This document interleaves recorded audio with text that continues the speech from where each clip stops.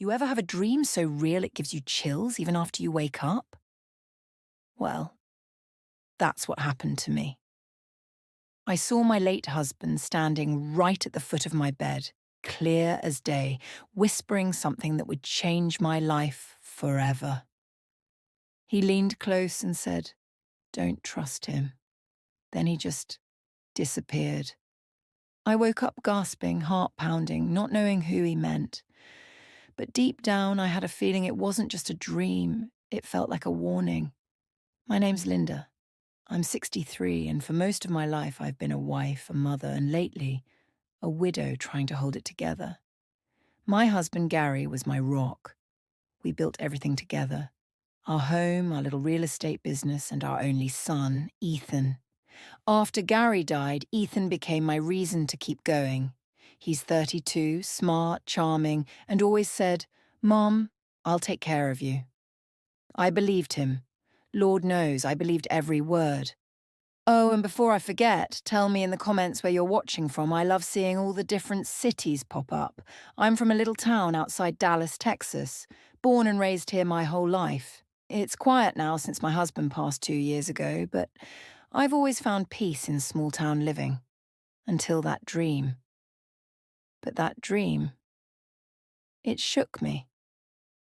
Gary had never spoken to me from beyond before, and hearing those 3 words, "Don't trust him," they echoed in my head. All morning I sat at the kitchen table, staring at Gary's old coffee mug, thinking maybe I was losing it. Maybe grief was just playing tricks on me. But then again, Gary was never one to say something without a reason. Still, I brushed it off. I told myself to stop overthinking. Ethan came down for breakfast that morning, all smiles, talking about some big plans he was working on.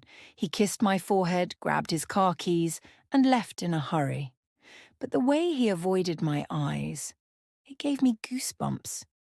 He used to talk to me about everything, but lately he'd been distant different. I remember whispering to Gary's picture, "Was it him you meant?"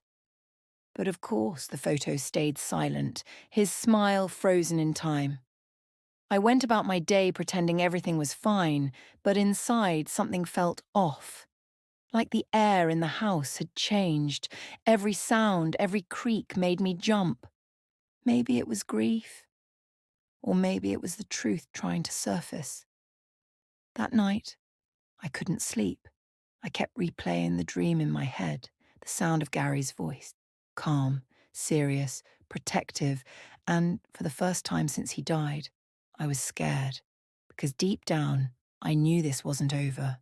But what I found the next morning made me realize Gary's warning wasn't just a dream, it was a message. Part 2, that next morning, I woke up before the sun, still shaken from that dream. You know that heavy feeling you get when your gut's telling you something's off? Yeah, that was me. I sat there, wrapped in my old robe, staring at the quiet house Gary built with his own hands.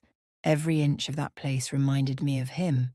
The creaky floor by the hallway, his baseball cap still hanging by the door, and that whisper from my dream kept echoing, "Don't trust him." It wouldn't leave my head no matter how hard I tried. Now, I'm not one to jump to conclusions. I've always believed in giving folks the benefit of the doubt, especially my own son. Ethan's been my world ever since I lost Gary. But when he walked into the kitchen that morning, something about him just felt off. He looked tired, edgy, like he'd been up all night. His phone kept buzzing, and every time it did, he'd glance at it real quick and turn it face down. "Morning, Mom," he said, barely meeting my eyes. "Morning, sweetheart," I replied, watching him pour himself coffee like he was in a rush. Now, maybe it's just a mum thing, but when your kid starts acting strange, you feel it in your bones. I asked him if everything was okay, and he just said, "Yeah, just work stuff," before kissing my cheek and heading out the door. But something in his tone, cold, distant, that wasn't my Ethan. And here's the thing, Gary always said I had what he called truth radar. I could spot a lie quicker than a cat spotting a mouse. That radar was going off big time that morning. I went outside after Ethan left, hoping some fresh air would clear my mind. The sky was this pale orange, and I could almost hear Gary's voice in the wind. Sounds crazy, right? But I swear it felt like he was there, like he was trying to tell me something. Anyway, that day, I decided to keep my eyes open. I didn't want to accuse Ethan of anything. Not yet. But I wasn't about to ignore my gut either, so I started paying attention. Who he was calling when he came home, the things that went missing around the house. And it didn't take long before the signs started showing up. Clear as day. Little things at first. My late husband's old watch, gone. Some jewellery missing from the drawer. And Ethan, acting even jumpier than before. Something was definitely going on. And deep down, I was terrified to admit it. But I was starting to think I knew exactly who Gary meant in that dream. Part 3. By the third morning after that dream, I couldn't ignore it anymore. You know when something just keeps poking at your mind, like a loose thread you can't stop pulling? That's how it felt. Every time I looked at Ethan, Gary's words echoed back at me. Don't trust him. I hated even thinking that way about my own son, but I couldn't shake it. Something wasn't right, and no matter how much I told myself I was being paranoid, the feeling just wouldn't quit. Ethan started spending more time out of the house, said he was working late, but he wouldn't tell me where. When he was home, he was glued to his phone, whispering, texting, walking out of the room whenever I got close. One night I heard him talking softly in the kitchen. I thought he was on the phone, but when I walked in, he jumped like I'd caught him stealing. His smile was so forced it gave me chills. Just work stuff, Mom, he said again. Same line, same fake grin. But here's the thing. Gary used to have that same look when he was hiding something nice from me, like a surprise anniversary gift. Ethan's look. It wasn't the same. It was guilt. Straight up guilt. Later that week, I noticed the strangest thing: my husband's old watch, the one he wore every single day for 30 years, was gone from its case. I tore the whole drawer apart, thinking maybe I misplaced it, but no, gone. And Gary wasn't the type to lose things. That watch meant the world to him and to me. Ethan had asked about it once a few weeks back, saying something like, "You should sell that, Mom, it's worth good money." I'd laughed it off at the time, but now that memory hit me like a punch to the gut, I sat down on the couch, clutching a photo of Gary, and whispered, "Is this what you were warning me about?" The silence in that room was deafening. Sometimes silence tells you everything you don't want to hear. That evening, when Ethan came home, he barely spoke to me. He grabbed some food, mumbled something about heading out, and left again. No goodbye, no eye contact. I stood by the window watching his car disappear down the road, my heart sinking lower with every second. I didn't want to believe it, that my son could be hiding something from me, something serious. But denial doesn't change the truth, and my gut was screaming louder by the day. I told myself maybe he was in trouble. Maybe someone was pressuring him, that had to be it. He couldn't just be cruel. Not my Ethan. Still, one thought kept me awake that night. What if my husband's warning came too late? I didn't know it then, but the next thing I discovered would shake me to my core and change how I saw my son forever. Part 4. That night felt heavier than usual, like the air itself knew something I didn't. I barely slept, tossing and turning, hearing every creak of the old house around 2 a.m. I got up, made myself some tea, and sat in the living room staring at the photo of Gary on the mantel. His eyes in that picture always seemed alive, kind but sharp, like he could see right through a lie. Don't trust him, I whispered to myself again. I didn't want to believe he'd meant Ethan, but who else could it be? Everyone else was gone or long out of our lives. Morning came too fast. I tried to act normal, smiling when Ethan walked in, but my heart was racing. He looked different. Not just tired, nervous. His hands were shaking a little as he poured coffee, and when I asked him if he was all right, he said, "Yeah, Mom, just got a lot going on." Same old excuse, he wouldn't even look me in the eye. I noticed his jacket pockets looked bulky, like he was carrying something heavy. My stomach twisted when I thought about what could be in there, but I didn't ask. I wanted to. God knows I wanted to, but I was scared of the answer. When he left, I wandered into his room, something I hadn't done in years. It used to smell like aftershave and laundry detergent, but now it smelled like cheap cologne and stress. I didn't snoop, not yet. I just stood there staring at the pile of unopened mail on his desk, a few receipts scattered around, and a locked drawer. Locked. That wasn't normal. Ethan never used to lock anything.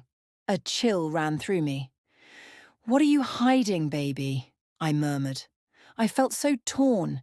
Half of me was an angry mother, the other half a heartbroken one. Later that afternoon, I ran into my neighbour Martha. She's one of those nosy but sweet ladies who sees everything from her porch. She mentioned, all casual, that she'd seen Ethan the other day getting into a car with a woman she didn't recognise. "Some fancy-looking lady in a red SUV," she said. My stomach dropped. Ethan had told me he was at work that day. I laughed it off with Martha, but inside I was shaking. A woman? Who was she? A friend?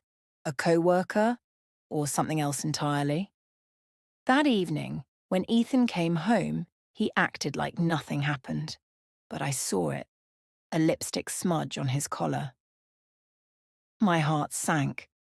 Not because he had a woman, he's grown, but because he'd lied again. Something dark was creeping into my chest, fear mixed with anger. I could feel Gary's warning getting louder inside my head. I didn't want to lose my son, but I couldn't ignore what was happening right in front of me either. That's when I decided I needed to find out the truth myself.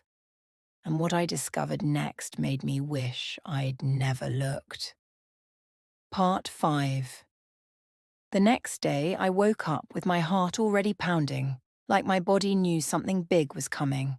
I sat there at the kitchen table, clutching my mug, watching Ethan rush out the door again. No breakfast, no small talk, no "love you, Mom." Just gone. It hurt more than I wanted to admit. For 32 years, I'd been the one person who always had his back. And now, for the first time, I wasn't sure I even knew him anymore. After he left, I couldn't sit still. My mind kept circling that image of the red SUV. Who was that woman? Why had Ethan lied about where he was going? The more I thought about it, the more I realised I needed to know for sure I wasn't going to accuse him without proof. I'd raised him better than that, but I also wasn't about to keep pretending nothing was wrong. So I did something I never thought I'd do.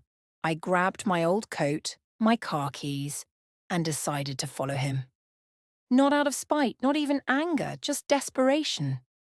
I needed the truth. I told myself it was just one time, just to ease my mind. But deep down, I already knew this wasn't going to end easy.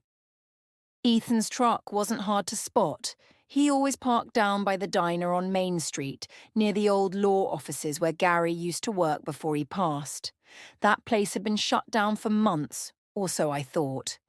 But as I followed from a distance, keeping my head low, I saw Ethan pull up right in front of it. My heart nearly stopped. The building looked dark and empty, but a silver SUV, that same redhaired woman's car, I swear it was her, was parked outside. I pulled over 2 blocks away and watched. Ethan got out, looking around like he didn't want anyone to see him, and went inside. "What are you doing, baby?" I whispered under my breath, My palms were sweating, my chest tight. I waited, thinking maybe he was meeting someone for business. But then I saw her, that same woman Martha had described, walk out of the SUV and go inside too. She was dressed sharp, heels clicking on the pavement, holding some kind of envelope. I knew something was wrong. Ethan wasn't just working, he was up to something secret. And whatever it was, it had to do with Gary's old office, the same place where my husband built our life savings.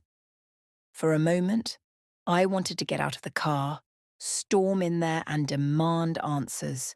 But I stopped myself.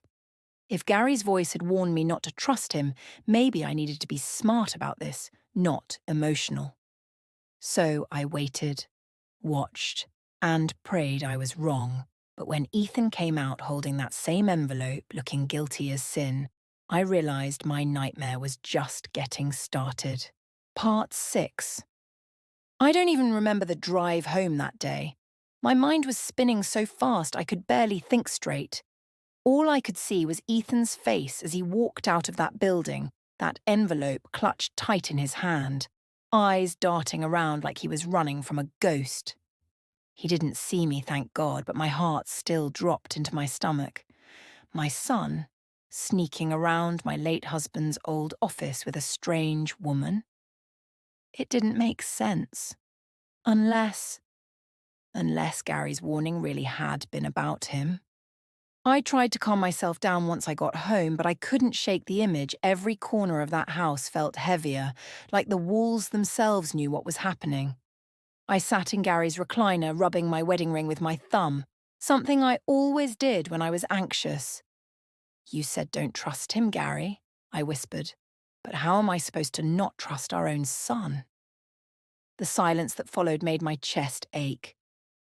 A few hours later, I heard Ethan's truck pull into the driveway. I jumped up so fast I almost spilled my tea. I didn't want him to know I'd been anywhere near him that day, so I pretended to be reading when he walked in. He looked surprised to see me awake. "Hey, Mom," he said, voice a little too casual. "Long day, huh?" "Yeah," I said, keeping my tone light. "How about you?" He shrugged, went straight to the fridge, and avoided eye contact. "Busy. Got a few things in motion right now." That phrase, "in motion," stuck in my head like glue. Gary used to use that same phrase when he was finalizing real estate deals. My stomach turned. Deals.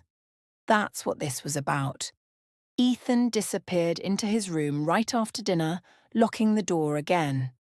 The sound of that lock clicking hit me harder than I expected. We never had secrets in this house. Never. I stayed up, pacing, trying to piece things together. Why that building? Why that woman? And what was in that envelope? Around midnight, curiosity got the better of me. I tiptoed down the hall and pressed my ear against his door. I could hear him talking, low, serious. "No, she doesn't know anything," he said. Then silence.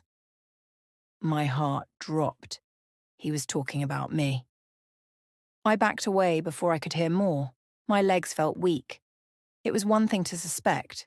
It was another to hear it confirmed. I went back to my room and sat in the dark, staring at Gary's picture. My hands were shaking. "You were right, weren't you?" I whispered. "He's hiding something from me." But what I didn't realize then was that the secret Ethan was keeping wasn't just about money. It was something far worse, something that would break my heart before it ever brought me justice. And when I finally found out what was inside that envelope, I wished I'd never followed him at all. Part 7, I didn't sleep that night. I kept hearing Ethan's voice through that door. Those words, "No, she doesn't know anything." They played over and over in my head like a broken record. What didn't I know? And why was my son lying to me? By sunrise, I was running on coffee and nerves, but one thing was clear. I couldn't sit in the dark anymore. I needed answers. I decided to go back to Gary's old office building. My hands were trembling when I pulled up in front of it. The place looked the same as always. Dusty windows, that faded for lease sign still hanging crooked by the door. But when I looked closer, I noticed something strange. The locks on the door were new. Someone had replaced them recently. My gut twisted.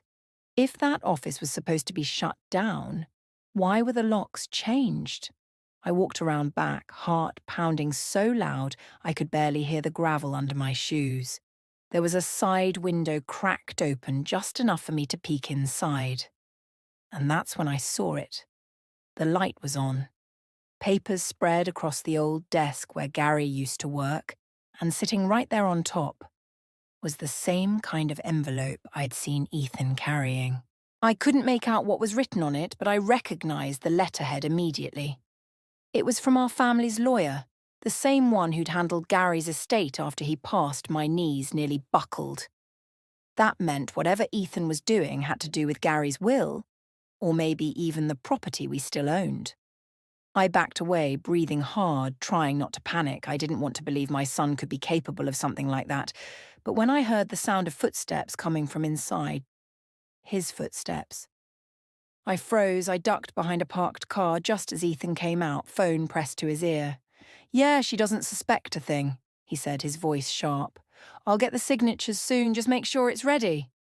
Then he got into his truck and drove off. My heart dropped straight to the pavement. Signatures. He was talking about paperwork. And if those envelopes had our lawyer's letterhead, then he was messing with legal documents, maybe even trying to transfer property. I stood there shaking, the morning sun burning through the fog. "Gary," I whispered under my breath, "is this what you were warning me about?"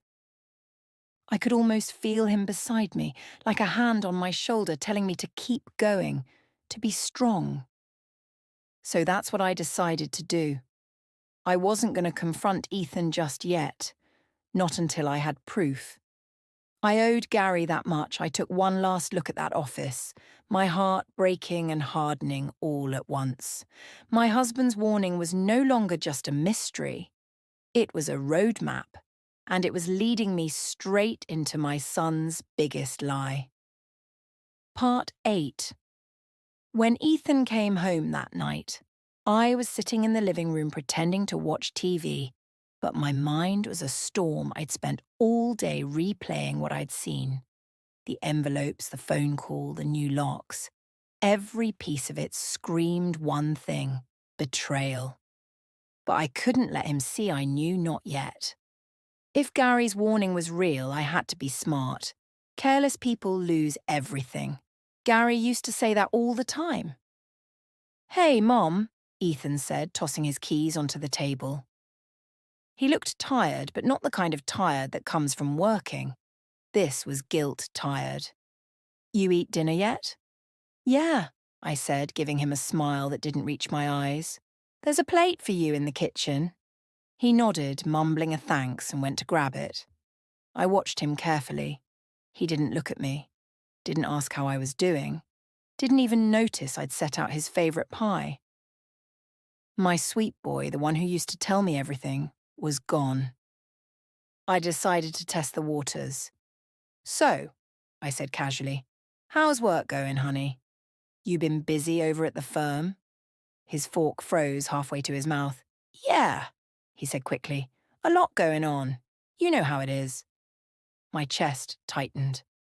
I did know how it was. Gary used to work with the same firm years ago. "You working out of the old building again?" I asked, pretending to sound curious. His eyes shot up. "What? Why would you think that?" His voice cracked slightly, and that was all the confirmation I needed. "I just heard something about it reopening," I lied smoothly. "Didn't know if you were involved." He forced a laugh, one that didn't fool me for a second. "Nah, Mom. That place is ancient. They're probably just cleaning it out." I nodded, pretending to believe him, but inside, I was burning. How dare he lie to my face like that? After dinner, he went straight to his room and locked the door again. I could hear drawers opening and closing, papers shuffling. My stomach twisted into knots. I stood outside the door, my hand hovering over the handle, wanting so badly to ask him the truth. But I didn't. Not yet. Instead, I whispered to myself, "You raised him better than this, Linda. Don't lose your head now." I spent the rest of the night on the couch, staring at the dark TV screen, trying to convince myself I hadn't failed as a mother. Maybe that woman he was meeting had convinced him into something dumb. Maybe he didn't understand the damage he was doing. But deep down, I knew he did, because when he walked past me the next morning, he couldn't even look me in the eye. And that's when I realized my son wasn't just lying, he was planning something, and if I didn't stop him soon, I could lose everything Gary left behind. The next few days felt like living with a stranger. Ethan barely spoke to me unless he had to, and every time he did, his words sounded rehearsed, like he was afraid of saying the wrong thing I played my part too. Smiling, acting clueless, pretending I hadn't seen him sneaking around. But every second of it hurt. I missed my son, the real him, the one who used to hug me tight before leaving the house and say, "Don't wait up, Mom." Now I was lucky to get a nod. By Friday, I couldn't take the pretending anymore. Something deep in my gut told me it was time. When Ethan left that morning, I waited a good 10 minutes before heading to his room. My hands were shaking, but I told myself I had a right to know what was happening under my own roof. I took a deep breath, pushed the door open and stepped inside. The smell hit me first. Expensive cologne mixed with something bitter, maybe stress or guilt. His desk was cluttered with papers and receipts. I started scanning through them, careful not to mess anything up. Most of it looked harmless. Grocery lists, work notes. But then I found a manila folder buried under some clothes in his drawer, and inside it, my heart dropped. There were documents, legal ones, with my name on them. Property deeds, signature pages, and what looked like copies of my driver's license and ID only. They weren't copies. They were fakes. Forged. My signature scrawled across papers I'd never seen before. I couldn't breathe. My knees nearly gave out as I flipped through them. Every page was worse than the last. He'd been trying to transfer ownership of the land Gary left to me, the property that was supposed to secure my retirement, into his name. And there, stapled to the last page, was a message from that woman. "Once it's signed, we're in the clear. I'll handle the buyer. Don't worry, she'll never know." She. That meant me. I dropped the papers like they were burning. My hands were trembling so bad I could barely pick them back up. My sweet boy. My own son. He wasn't just lying, he was stealing from me. From his father's legacy. I sat on the edge of his bed staring at the floor. Everything felt blurry, unreal. Gary's warning now made perfect painful sense. Don't trust him. It wasn't grief. It wasn't imagination. He'd been trying to protect me from this moment all along. When I heard Ethan's truck pull back into the driveway, I scrambled out of his room, clutching the folder to my chest. I didn't know what I was going to do next, cry, scream, confront him. But I knew one thing for sure. This wasn't just about property anymore. This was about trust. And the moment I learned who that woman really was, everything I thought I knew about my son shattered completely. Part 10. When I tell you that weekend was pure hell, I'm not exaggerating. My heart was in pieces and my head was spinning so hard I could barely tell up from down. I'd always thought betrayal came from outsiders, friends, business partners, strangers, never from blood, never from my own child. I sat there on the porch that Saturday morning, holding that folder in my lap, staring at the trees Gary planted years ago. Every one of them stood tall and strong, like they were mocking me for how weak I felt. I couldn't keep it to myself anymore. So I called Gary's old friend Rick. He'd been Gary's lawyer for decades before retiring. If anyone could make sense of this mess, it was him. I told him everything, from the dream to the documents. He went quiet for a long moment before saying, "Linda, you did the right thing calling me. Those papers sound like forgeries. Bring them to me. Now." So, I did. And when he laid them out across his desk, he shook his head slowly. "This isn't just sloppy work," he said. "This is deliberate. Whoever did this knew what they were doing." My stomach twisted. "Whoever?" I asked. "Rick, it was Ethan, my son." He sighed, eyes full of sympathy. "Then he's in deeper than you think, because whoever that woman is, she's not just helping him. She's using him." That's when he pulled up a name from one of the documents. Angela Myers, I'd seen that name before. In one of Ethan's text previews on his phone. Rick made a few calls, and what he told me next made my blood run cold. Angela wasn't just some girlfriend. She was a known scammer. She'd been caught before, targeting lonely men, convincing them to invest in fake deals. She was smooth, smart, and dangerous. And now she had her claws in my son. I drove home shaking. I couldn't even cry anymore. I was angry. Angry that Ethan had fallen for her lies. Angry that he'd let greed blind him. And angry that Gary wasn't here to talk sense into him. But most of all, I was angry at myself for not seeing the signs sooner. That night, Ethan came home later than usual, reeking of expensive perfume that sure as hell wasn't mine. I didn't say a word. I just watched him walk past me like I was invisible. I went to bed that night, gripping Gary's photo, whispering, "I hear you now, I understand, but I don't know how to save him." My mind wouldn't rest. I knew confronting Ethan in anger wouldn't fix anything. I needed a plan, one that would protect Gary's legacy and, maybe, somehow, bring my son back from this mess. And that's when the idea hit me. If I couldn't reach him with words, maybe I could show him the truth. But to do that, I'd have to play his game, and play it better. Part 11. The next morning, I woke up with a plan forming in my mind. I wasn't just going to sit around and let my son throw away his life, or Gary's memory, for some scam artist. No, Mum. I'd been quiet long enough. It was time to think like Gary used to, calm, patient, strategic. He always said, "You don't catch a snake by stomping around. You wait till it slithers out." Well, I was done waiting. I called Rick first thing and told him I wanted to protect my estate. Quietly. "I don't want Ethan knowing a thing," I said. "Not yet." He agreed, and within hours, he had a plan ready. We met at his office, the same one Gary used to walk into with that confident grin, and went over every paper line by line. He helped me revoke any documents tied to Ethan's name, updated my will, and filed alerts with the property office.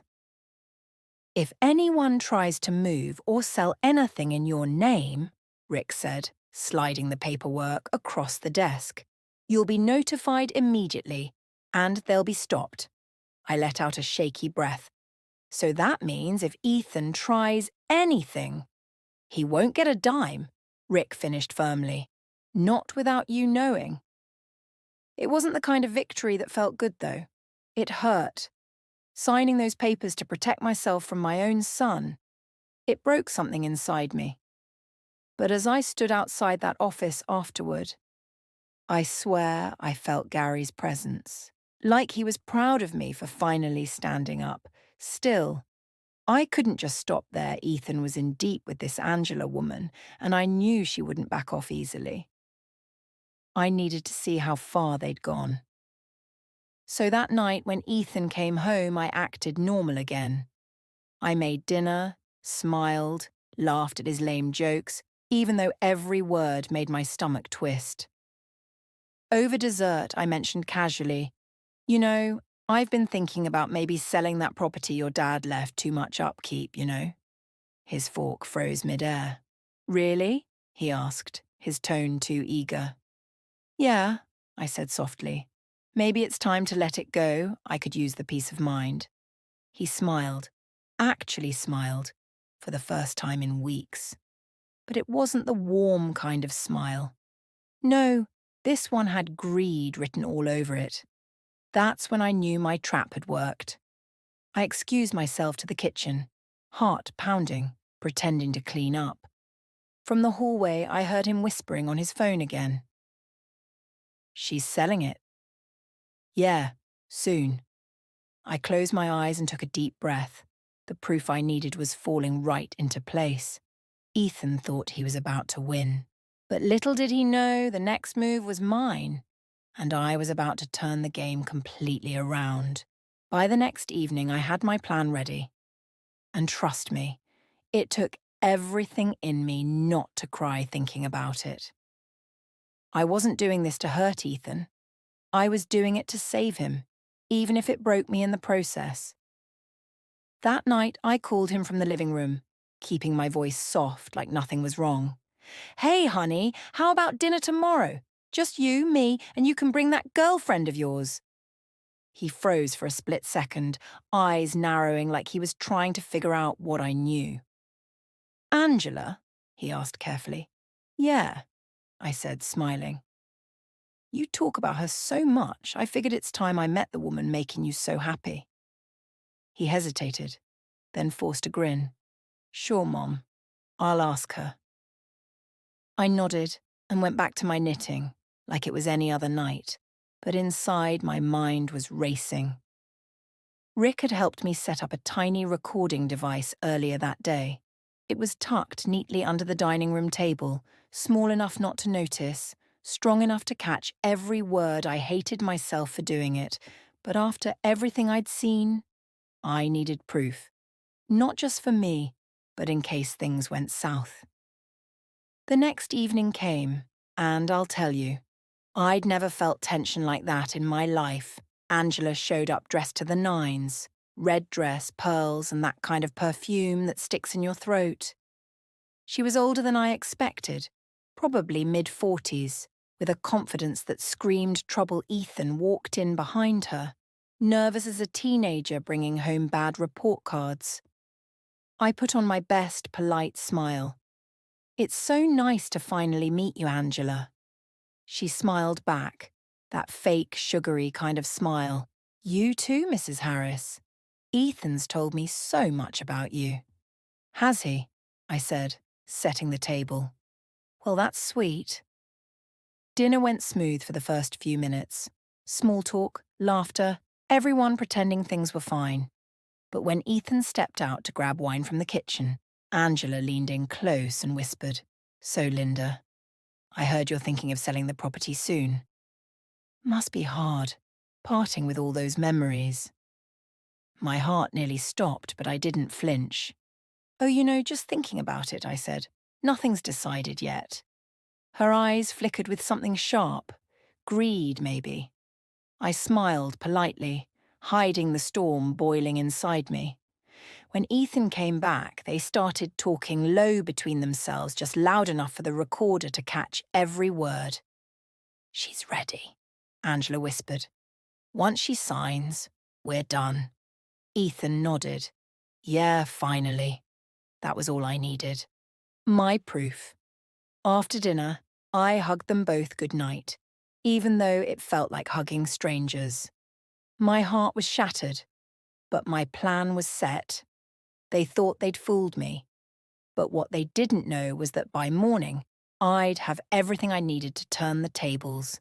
Once and for all, I didn't sleep that night, not even for a minute. I sat there in the dark, the little recorder clutched in my hands, listening to their voices over and over again. Every word felt like a knife twisting deeper into my chest. My son, my own flesh and blood, plotting to steal from me, and that woman, smooth, confident, poisonous. But what hurt most wasn't the money or the property, it was that he'd chosen her over me. After everything Gary and I sacrificed for him, this was how it all ended. By sunrise, I was done crying. I looked at Gary's picture on the mantel and whispered, "I'm sorry it took me so long, honey. But I'm fixing it now." Rick met me at the law office later that morning. We made copies of the recording, locked everything down legally, and notified the authorities about the forgery. "Don't confront them until we're ready," Rick warned. "Let them think they've still got you fooled." But my heart couldn't take it anymore. I needed Ethan to hear the truth from me, from his mother, before the law got involved. That evening, when Ethan came home, I was waiting for him in the living room. The house was quiet, the way it used to be when Gary came home from work. I had the recorder sitting right there on the coffee table. "Hey, Mom," Ethan said, trying to sound normal. "Everything okay?" I looked him straight in the eyes. "Sit down." He hesitated but did what I said. My hands were steady for the first time in days. I pressed play. The voices filled the room, his and Angela's, clear as day. "She's ready. Once she signs, we're done." Ethan's face went pale. "Mom, I can explain—" "Don't!" I cut him off, my voice shaking but firm. "You lied to me, Ethan. You forged my signature. You tried to sell your father's land. You broke every piece of trust we ever built." He buried his face in his hands, mumbling, "It wasn't supposed to go like this." "Then how was it supposed to go?" I snapped. "You steal from your own mother, let some woman use you and walk away clean." He started crying then. Not soft tears, but real ugly sobs. "She said it was an investment, Mom. She said we'd both make enough to start over." I wanted to scream, to throw things, but instead I just sat there. "You already had everything you needed to start over," I whispered. "You had family. You had love." He tried to apologize, reaching for my hand, but I pulled away. My heart ached, but I wasn't about to let pity erase the damage he'd done. "Angela's gone," I said quietly. "And the police know everything." His head shot up in shock. That's when the truth really hit him. Not just what he'd done, but what it was about to cost him. And trust me, the price was far higher than he ever imagined. Part 14 Ethan sat there frozen, his face pale as the truth sank in. "The police?" he whispered, like he couldn't believe I'd actually gone through with it. I nodded, tears burning the corners of my eyes. "They know about the forgeries, the fake signatures, the property transfer. Rick made sure of it. You crossed a line, Ethan, one I can't ignore."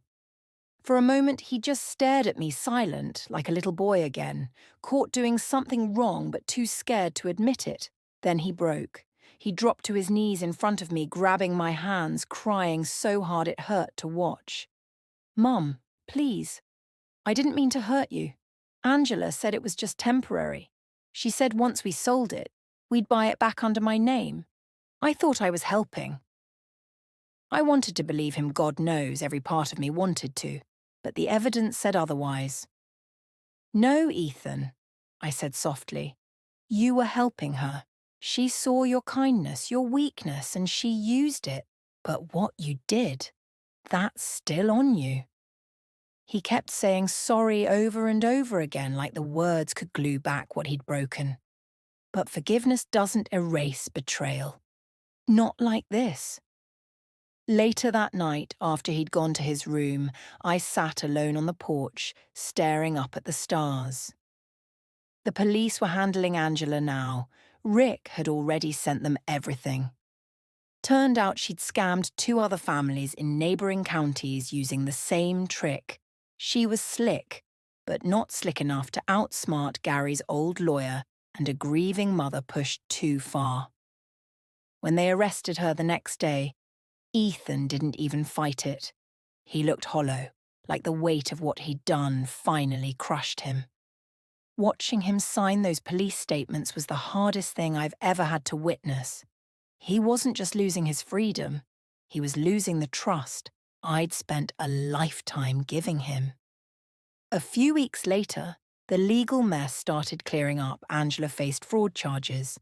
and Ethan agreed to cooperate, giving them every message, every transaction. He didn't go to prison. The DA took his cooperation into account, but he had to do community service, counselling, and pay fines that nearly broke him. I didn't protect him from that part. He needed to feel it. Some nights, he'd come over, quiet, remorseful. He'd help me fix things around the house and sit at Gary's grave, whispering apologies. I didn't stop him. Maybe that was his way of finding peace. And as much as it still hurt, I started seeing pieces of my boy again. The one Gary and I raised with love, not greed. Maybe Gary's warning hadn't just saved me. Maybe it was saving Ethan too. For the first time in months, the house felt calm again. But before I could finally rest, there was one last thing I needed to do. Something for Gary and something for myself. Last part. A few weeks after it all ended, I found myself walking through the old property Gary left us, the one Ethan had almost lost to greed and manipulation. The grass was tall, the fence needed mending, but the air felt lighter somehow. Peaceful. I could almost feel Gary walking beside me, that same comforting presence I'd felt in my dream. Only this time there was no fear in his voice, just quiet pride. Ethan was rebuilding too. He'd started counselling, cut ties with Angela completely, and even picked up part-time work helping at a local charity. Sometimes he'd stop by after his sessions, helping me repaint the porch or mow the lawn. We didn't talk much about what happened. Some wounds don't need words. But every once in a while he'd look at me and say, "Thank you, Mom, for not giving up on me." And I'd just nod, holding back tears. "You're my son. I'll always love you." But love doesn't mean looking the other way. He understood that now. Maybe losing everything had finally made him see what really mattered. Not money, not property, not deals, but trust, family, integrity, the things Gary built his life on. One evening, I was sitting on the porch watching the sunset, that same old coffee mug of Gary's in my hand, when I felt the wind pick up. Soft and warm, like a whisper. I closed my eyes, and I swear I heard his voice one last time. "You did good, Linda." It wasn't scary this time. It was peace. The kind of peace that comes after a storm when the world finally feels still again. I smiled, whispering back, "We did good, honey." Sometimes I still think about that first dream, how real it felt, how those 3 little words changed everything. Don't trust him. It wasn't just a warning. It was Gary's way of saving both of us, me from betrayal and Ethan from himself. Now, I lock up the house at night, light a candle by Gary's picture, and thank him for watching over us, for teaching me that love doesn't end when someone dies. It just changes how it speaks. And if I've learned anything through all this, it's that forgiveness doesn't mean forgetting. It means choosing peace over pain. Choosing to let the past rest, even when it tried to destroy you. So if you've ever had to stand your ground, if you've ever loved someone who hurt you but found the courage to heal anyway, this one's for you. By the way, have you ever had a gut feeling or dream that turned out to be true? Share your story in the comments. I'd love to read it because at the end of the day, that's what this is about. Family, faith, and finding peace after the storm. Some voices never fade, and sometimes they're the ones that save us.